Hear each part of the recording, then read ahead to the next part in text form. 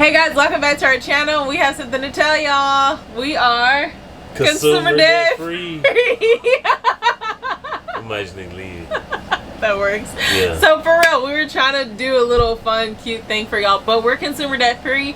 And let me start off by saying I'm Dela Criss. This is my husband, Meyer Criss. And we are going to share with y'all 9 things that we feel like helped contribute to our debt-free journey. We're a family of 5. We moved into this camper that you see in the we're here in order to pay off debt. We bought a little piece of property, and so we've just kind of been documenting our journey. So today we just want to talk through together what we feel like helped contribute to us being able to pay our debt off. And I know some things you might hear again, but we feel like some of the stuff is really really different and maybe something that you haven't thought of, because a lot of the points we have are more mindset work, right?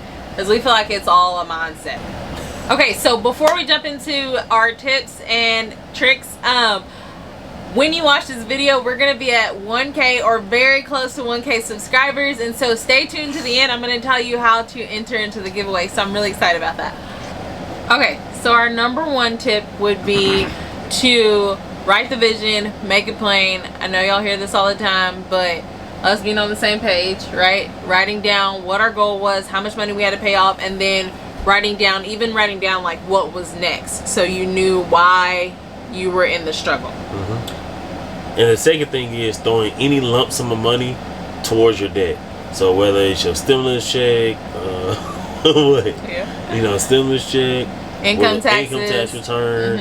At the end of the month, if you have any leftover funds after paying off bills. Yeah, that's a good point. Put that in a savings account and pay off your debt. Pay off your debt. Every dollar that we had, that we made, whether we hustled that up from side hustles and stuff like that, went towards the goal. Uber Eats. Yeah, we would even yeah, that's a good point. Get creative. He works long hours, so we were we're not about to do a side hustle where we had to be apart, and so we just did it together. We called it Uber Eat dates, and so get creative, do something like that.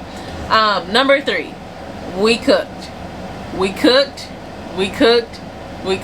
I cannot stress this enough. We cooked and we ate. If we had to eat rice and beans once or twice a week, we did, and we're not above it. I can't tell you how many people, it just makes me sad, are missing their financial goals because they don't want to cook or are too tired to cook. I remember you said, you said it good. If we ate Chicken Express. Oh yeah. If we ate Chicken Express or ate out to eat, like a sit down restaurant, once every day during the week, that would be $200. Just for one meal. And we have little kids, so if you have more than that, it's more than that. So we cooked, I cooked, he would take lunch to work, and we survived. We survived eating cooked food. Number 4, this is a huge one, is that we honored our seasons. And what I mean by that is we always say this is our grind season. This is not our reaping season. This is our season to put our head down. This is our season to be working. And we had a lot of friends get married or about to get married, and it's a destination wedding or whatever, and we can't go because there's never a perfect time to pay off debt. And so either you're gonna pay it off now, or you keep making excuses of why you have to do the next thing. So kind of like having kids. Yeah, there's not a perfect time to have kids, so it's always gonna be hard. So you just need to roll up your sleeves and just do it when you do it. Which leads us to number 5, which is limit socializing. So not kicking it with your friends all the time, because every time you kick it with somebody, you ain't gonna be sitting in the living room not eating.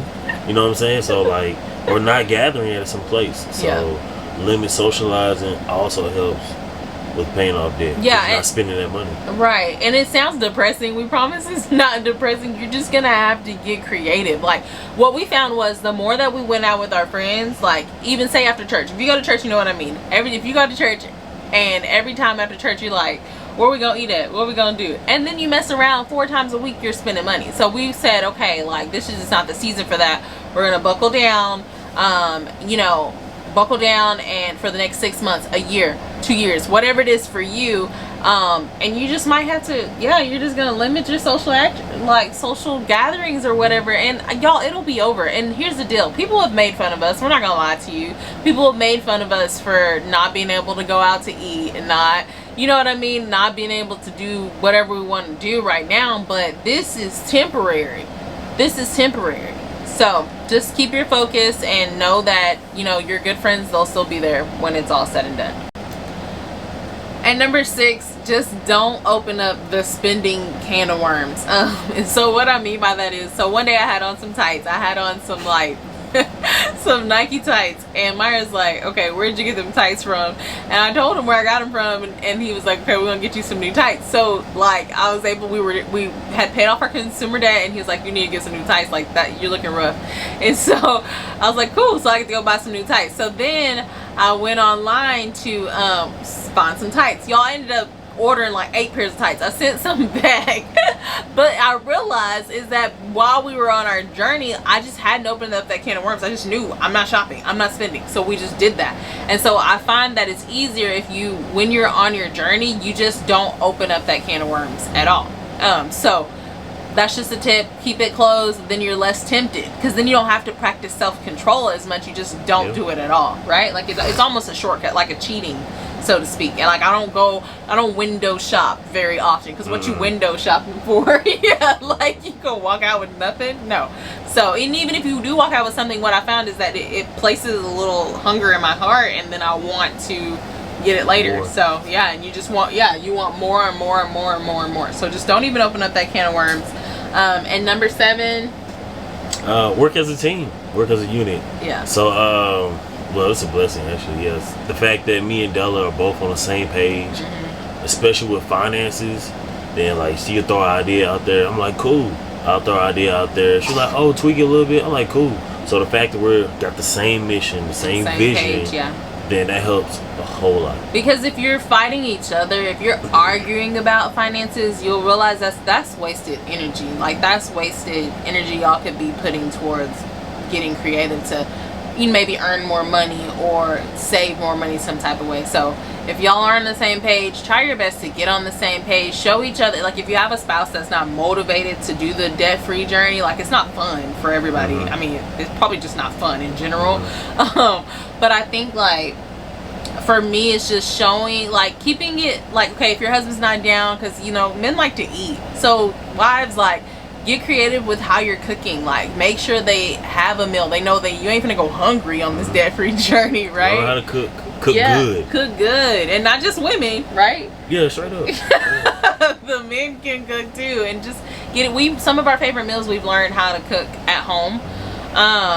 And something Myra was saying too is that for someone that's not motivated, remember, you're like, if they see, once we pay this off, if they see like the benefit of being financially free, like how much money, like you were like, if as a man, it's helpful for them to see like, okay, if we pay off all these credit cards, we're gonna have an extra $1,000 a month just from not having minimum payments. Like that's encouraging. So you can really eat like a king.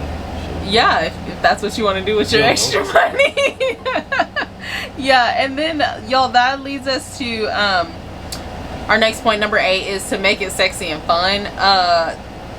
It's like a grind, I'm not gonna lie to you, but by making it sexy and fun, just don't be ashamed of it. It's harder to reach your debt-free journey if you're being like bashful about it, right? Like just if someone's like, girl, you want to go out to eat, or you want to go here, or you want to buy this, just like, oh no, I can't do that. I'm actually on a debt-free journey and I only have $3,000 left to go. Yay, high five. Like whatever you gotta do when you sit down to eat lunch. Like, I mean, a lot of times you're the only one bringing your lunch sometimes, right? Oh yeah. Like, actually the kids, my students on high side, they be like, Coach, you eat noodles?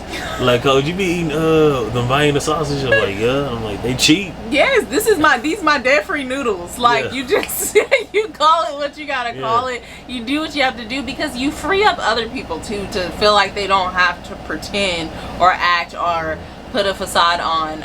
And this leads us to our last point, which is to be humble. Like, y'all, we both drive old cars, my car, and we always say, like, we drive hoopties. Y'all know what a hoopty is, right? Everybody knows. Well, a car that's not nice, just kind of breaks down often. Our cars, thank the Lord, they don't break down. Yeah, but it always got an issue. There is an issue, and we are fine with it. My SUV is the loudest car on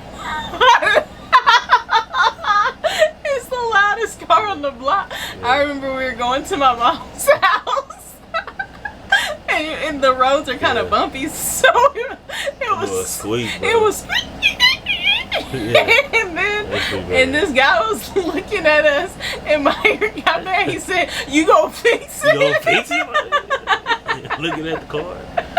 So you just have to. And we get to laugh at that. Like, I mean, we don't have AC. That ain't funny. Yeah. But in that Texas.